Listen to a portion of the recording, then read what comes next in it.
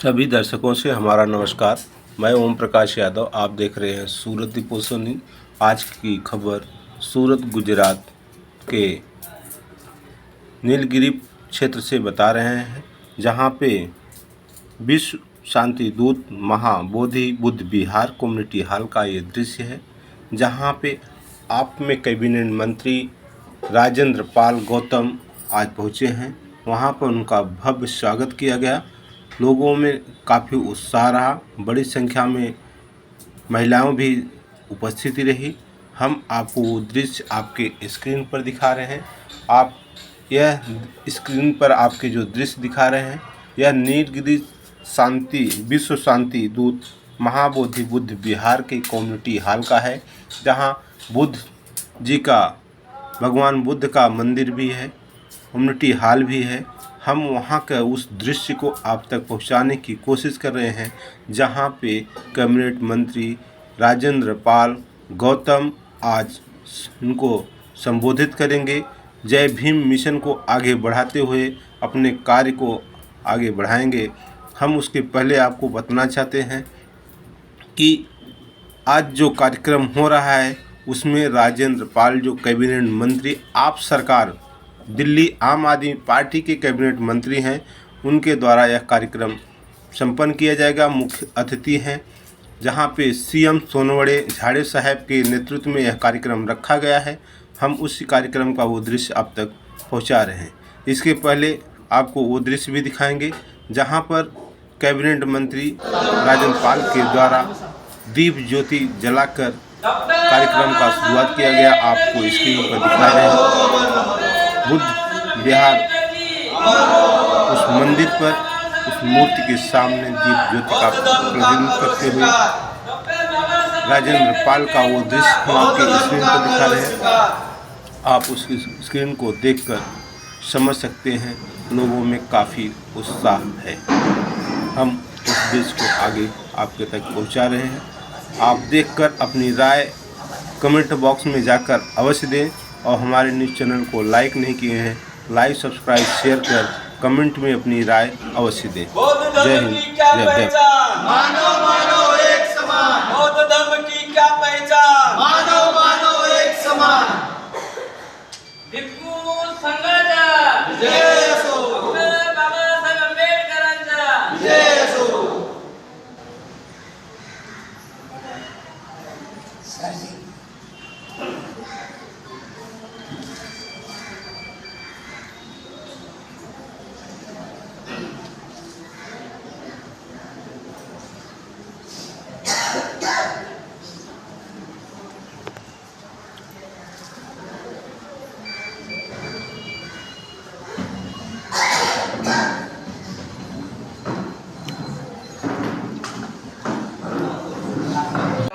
स्वीकार नहीं है तो फिर पिटते छिड़ते रहो, चिल्लाओ मत, चीखो मत, फिर मत कहो हमारे साथ उत्पीड़न हो रहा है।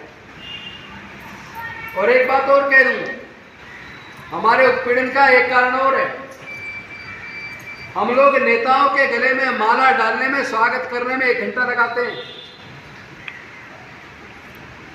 और अपनी संस्कृति के बारे में चर्चा करते नहीं। भाई, नेताओं के गले में माला डालना बंद कर दो, एक फूल देकर स्वागत कर दो। बस एक आदमी सबकी तरफ से स्वागत कर दे, तो वो जो टाइम बचेगा फिर समाज के दुख दर्द पर चर्चा करने में लगा उस टाइम को। कैसे बीमारी से मुक्ति मिले उस पर चर्चा करो, और सही मार्गदर्शन में। भैया तो कह दो कि तुम बाबा साहेब को नहीं मानते, और अगर डॉक्टर बाबा साहेब अम्बेडकर को मानते हो तो बाबा साहेब की बात को भी मान लो। ये धोखाबाजी नहीं चलेगी। एक तरफ कहते हो मैं बुद्ध का अनुयायी हूं, बुद्ध को मानता हूं, मैं बाबा साहेब को मानता हूं, ना आप बुद्ध की मानते ना बाबा साहेब की मानते, तो ये तो धोखा आप अपने साथ ही कर रहे हो। तो मेरा आपसे एक निवेदन है, समस्याओं का जो कारण है उसके कारण को खोज के उस कारण को खत्म करने से बीमारी खत्म होगी। ऊपरी तौर पर इलाज करने से ठीक नहीं होगी। नेताओं के पीछे लगने की बजाय, अपनी ताकत उनके हाथ में देने की बजाय, जब नेता बनाने की और चुनने की ताकत आपके पास है, वो चुन के आने के बाद आपकी मर्जी से क्यों नहीं चलता? फिर वो आपको अपनी मर्जी से चलाता है। जिसको आप वोट दे के चुनते हो, जीतने के बाद तुम्हारे लिए उसके पास टाइम नहीं है। तो इसका सबसे बड़ा जानते हो कारण क्या है? डॉक्टर बाबा साहेब अम्बेडकर कारण भी बता के गए, इलाज भी बता कर गए। उन्होंने कहा है व्यक्ति को नहीं, विचारधारा को मजबूत करो।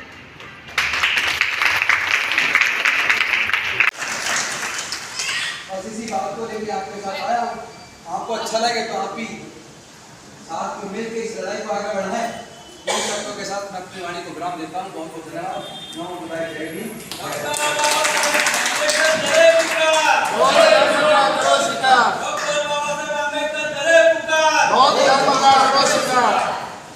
रुकना नहीं चाहिए। हमारे लोगों की हत्या होती रहे और हम लोग उस हत्या पे मजबूती से विरोध भी ना कर पाए। हमारे नेता संसद विधानसभा में उन मुद्दों को उठा भी ना पाए। क्या इसीलिए डॉक्टर बाबा साहेब अम्बेडकर ने हमें संसद और विधानसभा में भेजा था? क्या इसीलिए रिजर्वेशन की व्यवस्था करके हमें डॉक्टर, इंजीनियर, जज, कलेक्टर, प्रोफेसर, साइंटिस्ट बनाया था कि हम लोग हमारे पढ़ाई के रास्ते खुल दिए तो पढ़ने लग गए? रिजर्वेशन दे दिया तो जज, engineer, doctor, collector, scientist, professor बन गए। लेकिन बनने के बाद जो डॉक्टर बाबा साहेब अम्बेडकर हमसे उम्मीद करते थे कि मेरे बाद ये समाज के आंदोलन को लेके चलेंगे, ये समाज की दुख तकलीफ को दूर करेंगे, उस काम को करने की बजाय हम अपने परिवार तक सीमित हो गए, प्रॉपर्टी बनाने के चक्कर में लग गए। अरे अगर हम समाज के दुख तकलीफ पे नहीं बोलते तो हम गद्दार हैं। हम बाबा साहेब को भी धोखा दे रहे, बाबा साहेब के बनाए संविधान को भी धोखा दे रहे और अपने पूरे समाज को भी धोखा दे रहे और अपने आप को भी धोखा दे रहे। सबको एक दिन मरना ही तय है, तो जीते जी ऐसे काम करने चाहिए कि मरने के बाद भी लोग अच्छे रूप में याद करें। आने के बाद जब डॉक्टर को बीमारी का असल कारण पता लग जाता है, उसके बाद डॉक्टर दवाई देता है, कहता 7 दिन दवाई खाओ ठीक हो जाओगे, और मरीज दवाई खाता है और उसके बाद ठीक हो जाता है। अम्बेडकर जी ने अपने पूरे जीवन के बलिदान से, पूरे जीवन के संघर्ष से, रिसर्च से और अध्ययन से हमारी हजारों साल की गुलामी और बदहाली का कारण पता लगा लिया और कारण पता लगाकर उसका इलाज भी खोज दिया और हमें उस इलाज को करने के लिए रास्ता दिखा दिया। लेकिन हम लोगों ने डॉक्टर बाबा साहेब अम्बेडकर का कहना नहीं माना। हमने बाबा साहेब के बताए रास्ते पर चलकर अपना इलाज करने की बजाय जिन कारणों से बीमारी पनपी थी, उन्हीं कारणों में अपने आप को बनाए रखा।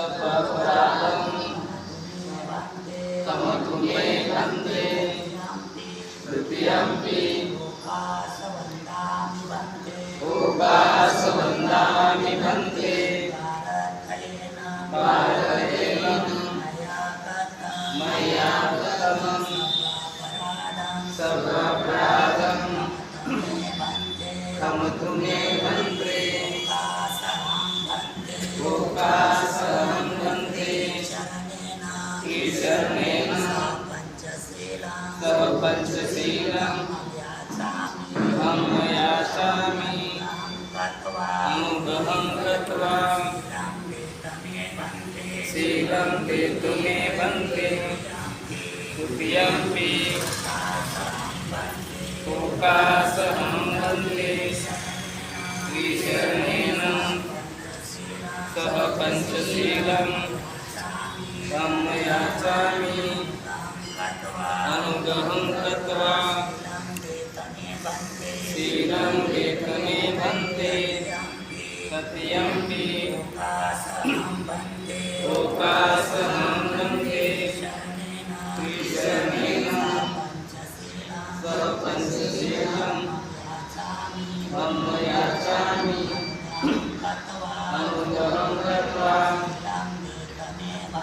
शीलं देतु मे भन्ते खमामि यमहं वदामि तं वदेतं वन्दे नमो तस्स भगवतो अरहतो सम्मा सम्बुद्धस्स नमो तस्स भगवतो अरहतो सम्मा सम्बुद्धस्स नमो तस्स भगवतो अरहतो सम्मा सम्बुद्धस्स नमो तस्स भगवतो अरहतो सम्मा सम्बुद्धस्स नमो तस्स भगवतो अरहतो सम्मा सम्बुद्धस्स नमो तस्स भगवतो अरहतो सम्मा सम्बुद्धस्स अहं शरणं गच्छामि बुद्धं शरणं गच्छामि धम्मं शरणं गच्छामि धर्मं शरणं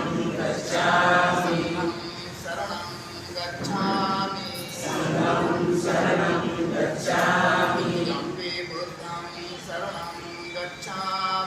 द्वितीयम्पि धम्मं शरणं द्वितीयम्पि धम्मं शरणं गच्छामि